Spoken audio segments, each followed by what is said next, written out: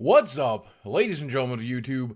Boogie2988 coming at you live once again through the power of the internet. And this is one of my rambling videos. This is my vlogging series in which I talk about myself and the life that I'm living in, the universe around me, and things that are particularly interesting to me. I talk a little bit about gaming, I talk a little bit about YouTube, and I talk a lot about myself. So if you're into that kind of thing, please enjoy it. If not, we did an Ask Francis last Thursday. Probably one of my funniest ones yet, and I hope you'll check that out instead. But let's see. Let's talk about the most exciting thing to happen over the weekend. This was big to me. This is awesome to me. Last week was kind of a rough week for me because I kept sticking my foot in my mouth. Now, if you guys watch me on stream or you follow my Twitter, you probably know that I here on YouTube, I try to come across as very kind and very sensitive and very just loving, and that's who I want to be. That's not who I am all the time, though. Sometimes on Twitter, sometimes on stream, I get a little, what I consider, edgy.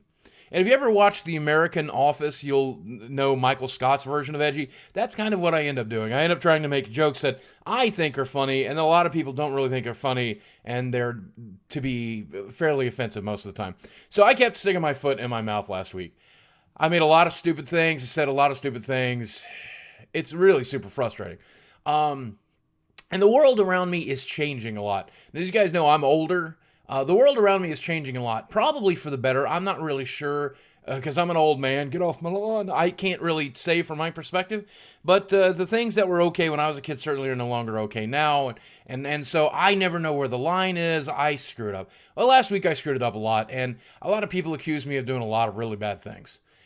Fortunately for me, around Wednesday or Thursday, a friend that I met at the PlayStation Experience, I was introduced to him by Adam. I got to meet him. His name is Rami Ismail, I believe is his last name. Works for Vlambeer.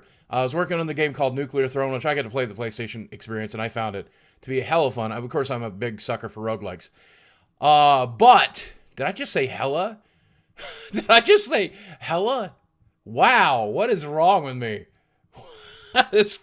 Anyway, he tweeted something on Wednesday or Thursday about how the internet's a very negative place and how it would be interesting if we could try to make it more positive for just one day. And so he encouraged people to, his followers and other people, to tweet game devs who had created things that they liked and to thank them for or say nice things to them. And I thought, man, what if we rebranded that a little bit and commercialized it a little bit, gave it a nice little hashtag, and maybe people could grab a hold of this thing. Maybe it would trend, and maybe a lot of people would end up getting thanked.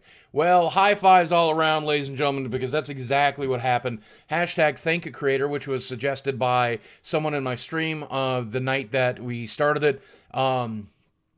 It just really took off. I think it lasted for about 2 or 3 days. I think it generated 30-some thousand tweets, and a lot of people who create good stuff have been thanked. But at the end of the day, it's nice to have that. It's nice to have that feedback as someone who creates stuff. It's nice to have that feedback because a lot of people that create stuff, we're creating it for the world to enjoy, and if the world enjoys it, it makes it feels really good, and if they don't enjoy it, it makes us want to try harder most of the time. But when they like a thing, it makes us feel really good. And I thought, man, it's just so nice to make people feel good. What I really want to say here is that I think the person that deserves the most thanks is not necessarily a YouTube creator or a game creator or anybody who creates anything. It's the people who enjoy it, because that's the entire part of the process that really matters when you really think about it. You can create something and put it in a warehouse somebody and nobody ever sees it. Who gives a shit? But when the world enjoys it, when the world watches it, when the world listens to it, when the world gets down and grooves to it, that is the best thing in the world. And the fact that you guys ever do that, man, thank you. Thank you for participating in that little circle jerk that we put together over the weekend and try to make the internet a little better place. But I hope that every day some of these creators and some of these people make the world a little bit of a better place for you too. And of course, if you're somebody out there who's trying to create and trying to catch on as well, man, thank you so much, man. You're tomorrow's big hope, and I love that. I love that. Not like anything I do here is remotely important. I'm not making video games. I'm just talking into a camera. I know, man, this got dark. This got dark. It got hella dark, is the point that I'm making. So let's see. What did I play over the weekend? I played a bit of Heroes of the Storm, mostly with friends, a little bit with some of my mods. Tank, how you doing tonight, man? Got a chance to play that with my friend today, Patrick J, a few other great people. I got to play a little bit of The Order, and I only played about an hour and a half of The Order, which is, 2/3 of the game. Ha ha ha ha ha. It played exactly like the demo that I played, and I enjoyed the demo. the 30-minute demo that I played at the PlayStation Experience, I loved it. I'm enjoying the game. I understand that, and this is a potential topic for a video later in the week, but we'll dabble about it a little bit here. I understand why critics are not happy with that game. But most of the people that I know who bought it and were looking forward to it and played it have said it's an okay game. Not as good as Wolfenstein: The New Order, but not as bad as some of the critics have made it out to be. It's an interesting atmosphere to see the way that game has gotten reviewed. And I think had that been a flagship title, like why it is a flagship title, had it been a launch title, I think the game would have been much more well received. But a lot of people have compared it to Rise for the Xbox One. It's PlayStation's Rise. It's a very pretty game. Black bars excluded and 30 frames per second excluded. It's a very pretty game, but it doesn't have a lot of substance to it. I kind of feel that that's what's happened here. So again, all this stuff is to be expected in the first year or so that a console exists. We're now coming up on E3.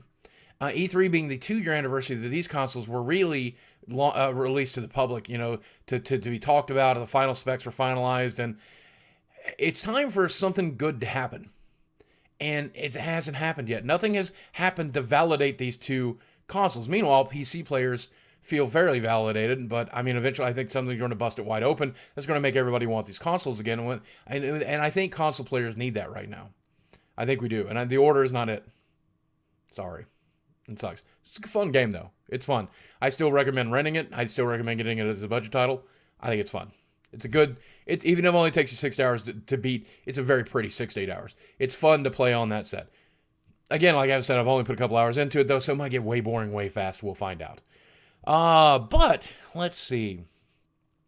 I've been doing a spring cleaning here in my house. I know it's not exactly spring yet, but as you guys know, we have been looking into moving into a new place, moving a couple of towns over, taking care of all that business, and it's interesting because one of the things I found, and this is just the best thing in the world, I found, now as you guys know, I have a P.O. box, and for a while I was doing a Monday Mailbag series.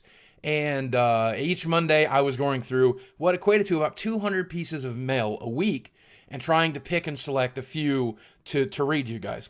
Well, that series eventually got canceled after about, I think, 12 or 14 episodes. Not really sure.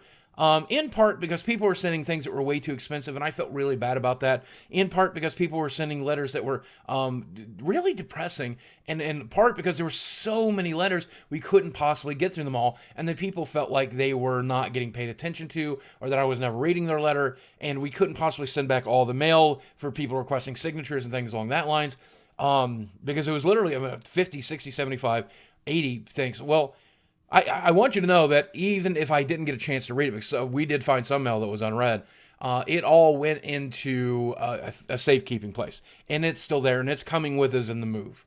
And we sat there, and we looked through it, and we looked through the things that people had sent, and we read letters, and me and my wife, and it was such a wonderful break from packing and doing the work, and just, man, does it make you feel good.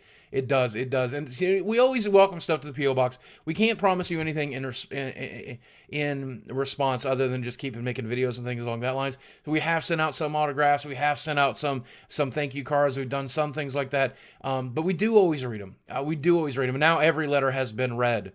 As far as I can tell, there may be some in there that have not been, and until we get a chance to dig through it again in the new place, we won't know. But it looks like we'll be moving into the new place sometime by the end of March, and it's a nice place.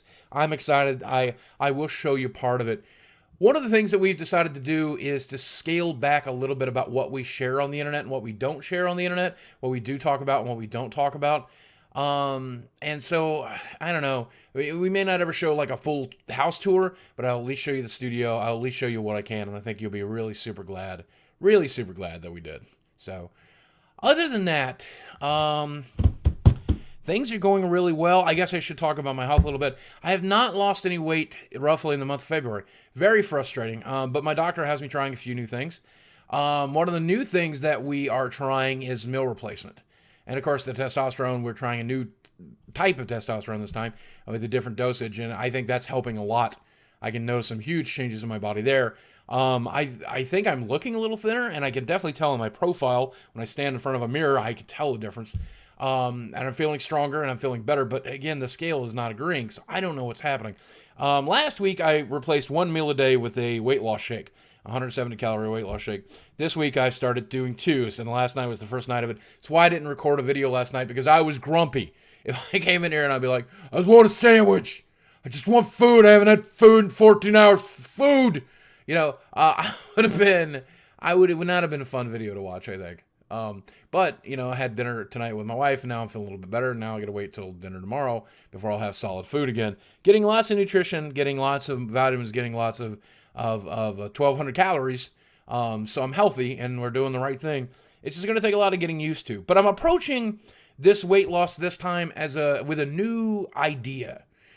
Rather than trying to train my body to do things, I'm trying to train my mind. I'm trying to train my mind to make sure that they understand that sometimes we can't eat because we have overdone that. And that we're going to have to get used to skipping meals. And so last week I got used to skipping one meal. And this week we're going to get used to skipping 2 meals. And there's never anything beyond that. You will never skip 3 meals. You still have to reach 1,200 calories a day. But they may be coming in forms of smaller snacks or whatever varies it up and teaches this broken piece of crap inside my skull that this is how things have to be in order for me to get healthy. And, it's working. It's working. I mean, it's good advice. My doctor signed off on it. I like it. He likes it. We like it. Everybody likes it. Now it's just a matter of a chance to get it to start working. You fat tub of shit. Oh. Man, I'm a little down on myself in this episode. But hey, you know what, man? I'm going to tell you this. And, as many times as I make jokes like this, I want you to know I'm happier than I've ever been. I'm so happy. Things are going so well. YouTube is going great. Twitch is going great. Me and my wife are doing great. My home life is going great. It's fought so long to be here, and now I'm in the middle of it, and I'm having a blast. But I'll still make stupid jokes about this and this. Even when I'm skinny. Even if I end up skinnier than you. Even if I end up skinny as a rail. Even if I end up, 140 pounds and nothing but skin and bones. A lot of skin. Some bones. I'll still be like, man, I got to tell you something. I don't even have a joke there. I don't even have a joke there. Because I've never fathomed that concept of me ever being skinny. But healthy, that's what I want to be. I just want to be healthy, man. I want to be healthy. So how's your health? That's what I want to know for this week's comment. It'll prove to me that you made it all the way to the end of this, 13-minute video in which I've indulged myself and talked about myself and circle jerked plenty. How's your health doing? Are you trying to get healthier? What are you doing that makes you healthy? What's your health regimen? Are you going to the gym? Are you eating right? Are you doing a little bit of both? What are you doing to make the world work for you? I love you guys. As always, thanks for watching, and I'll speak with you soon.